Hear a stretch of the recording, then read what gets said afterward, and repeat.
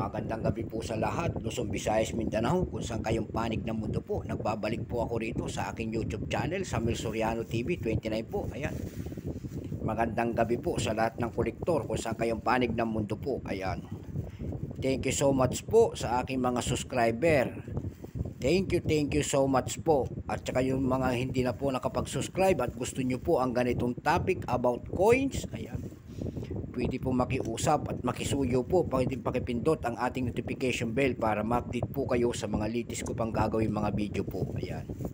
Ang pag-uusapan po natin ngayon, ayan dyan sa ating harapan po, ayan. Ang pera po ng United Arab Emirates. Ayan po, world coins po ang ating pag-uusapan.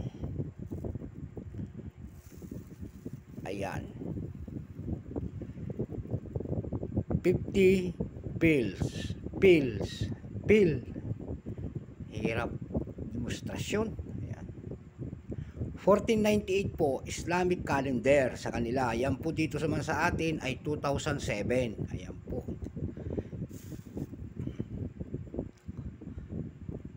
Bago natin simulan ng ating talakayan, kilalanin muna natin siya. Ayan po.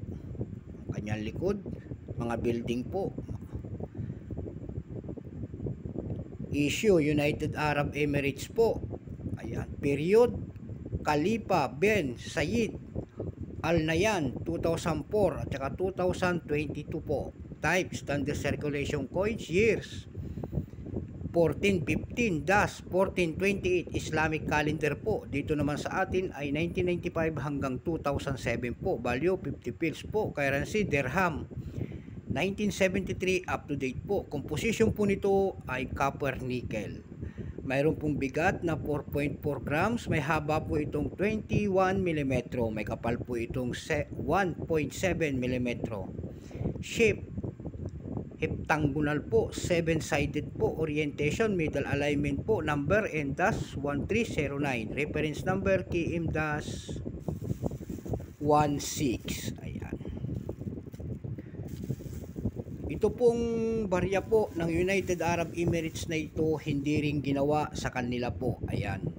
Ginawa po ito sa Royal Canadian Mint, United Kingdom. Ayan po ang kanilang pananalita ng Arab. Ito po ay Arabic. Ito po nakikita nyo rito sa inyong harapan po ay 1428. Ibig sabihin Islamic calendar dito sa atin naman ay 2007. Ayan. 2007 po. Ito po ay mayroong 54%. Wala pa pong inilalabas ang United Arab Emirates kung ilang piraso ang bariyang ginawa nila. Pero mayroon na pong selling price doon sa ating numista.com. Yung kanyang very fine 17. Extra fine po nito ay 20 pesos. Almost uncirculated 21 at saka uncirculated po nito ay 41 pesos only. Ayan. Dako naman tayo doon sa ating pandaigdigang presyo po nito. Doon sa ating numista.com po, nakakita na tayo nito na nagbebenta po ng $1.96.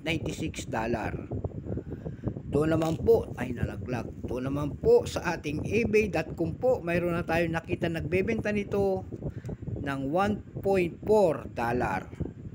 Mayroon naman Philippine money po na 56.17 pesos. $1.98 at saka $1.49 sa carousel po, PH po, wala tayong nakita nagbebenta nito. Hinalugog ko na po ang carousel PH po na site. Wala tayong makitang nagbebenta nito doon na nakapaskil po itong pera ng ating United Arab Emirates po. Ayan.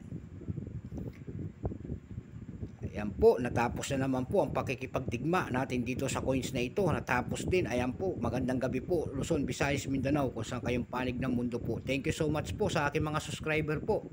Yun naman hindi naman nakapag-subscribe dito sa aking YouTube channel, pwede naman makisuyo. Kung gusto nyo ang ganito mga topic po, pakipindot naman po ang ating notification bell, subscribe and share para ma-update po kayo sa mga latest ko pang gagawin mga video po.